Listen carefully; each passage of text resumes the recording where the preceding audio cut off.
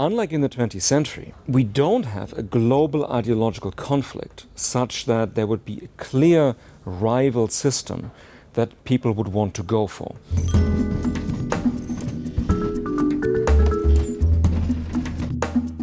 It does matter that even Beijing came out with a long statement about why they are also a democratic system.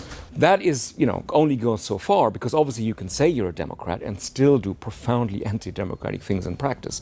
But semantics also do matter, and the fact that people still see this as sort of the biggest prize globally, I think is a reason for hope. Populations are not turning against democracy. I think if you look at the cases where democracies have declined or are sort of in the process of being abolished, the crucial factor has not been the people. The crucial factor has been elites. It's elites who turn against democracy. And this actually is similar to the 20th century.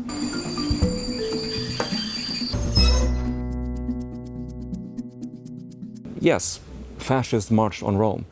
But Mussolini didn't march on Rome. Mussolini arrived very comfortably by sleeper car from Milan. None of these figures that we already mentioned, Trump, Orbán, etc., could have come to power without the support of so-called establishment conservative elites.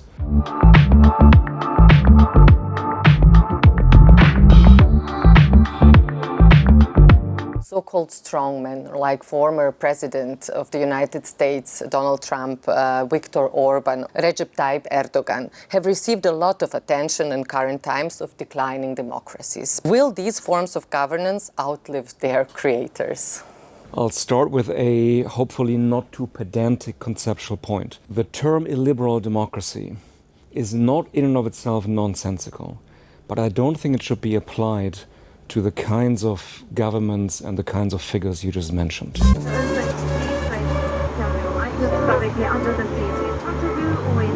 Viktor Orbán is also destroying, as everybody knows, media pluralism, basic communicative rights, which are essential for democracy, free assembly, free press, free speech, and so on.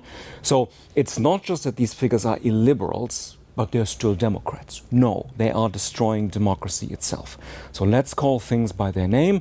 As you said, we can talk about hybrid regimes. There's a big debate about what concept we should exactly use, but let's not leave them with the pleasure and the pride of saying, oh, but we are still Democrats.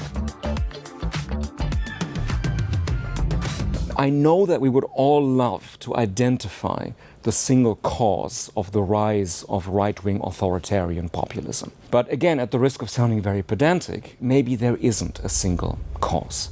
You might say a little bit ironic that a lot of liberals, in the widest sense of that term, often say, oh, to populists, the terrible simplifiers, the world is complex. But then we, if I may put it this way, we also would like the one answer that in 140 characters, or maybe 280 characters at the most, gives us, one cause for a global development.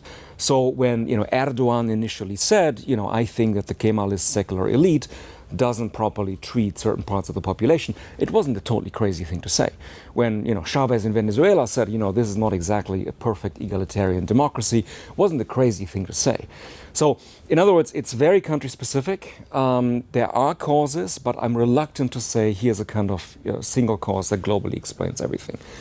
It's often said that these populists in government can't really last, that basically, again, because supposedly they have these simplistic ideas about the world, they're bound to fail.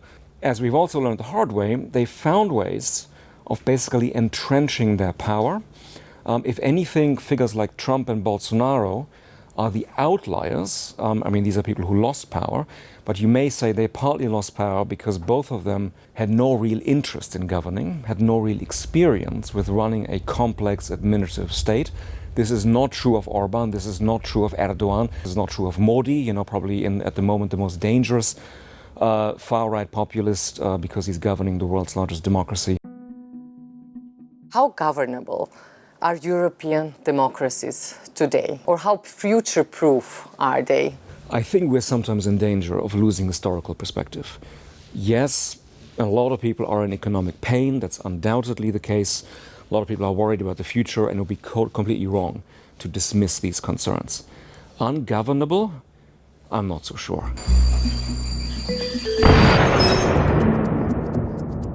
Somebody who says European countries are more polarized than, let's say, in the 1970s has forgotten what Italy looked like in the 1970s, what a lot of countries looked like during the Cold War, when you had two very clear blocs, when you also, had a lot of anxiety about governability. I don't see anything of this sort today. Certainly, again, compared to predictions in 2022, it's not true that all European democracies have fractured along the lines of this is now the pro-Putin party, this is the anti-Putin party. This has simply not happened. So I'm not saying we should be complacent, of course not. But I also don't think it helps us to kind of always say, oh, democracy is just about to die. Because one day, as everybody knows, when it's more serious, people won't believe us anymore when we say, look, this is now actually a very, very serious danger. Remembering the beginning of this full-scale invasion of Ukraine, the first reaction of European societies has been unity against the invader. Will the will to prevail over a brutal aggressor be strong enough to carry European societies through the possible years of fighting ahead? I don't make predictions, especially not about the future. All I can say is that so far, unlike what was said in previous years, Putin's Russia isn't really an attractive ideological model because, on the whole, European populations have seen the horror of what Putin has done to Ukraine. It just hasn't been a very attractive proposition. The Salvinis, the Le Pens have not gone out there saying, look, we stick with Vladimir, etc. This is, for obvious reasons, hasn't happened. So hence also this idea that we're going to see a certain fracture, we're going to see fifth columns inside European democracy, that hasn't happened.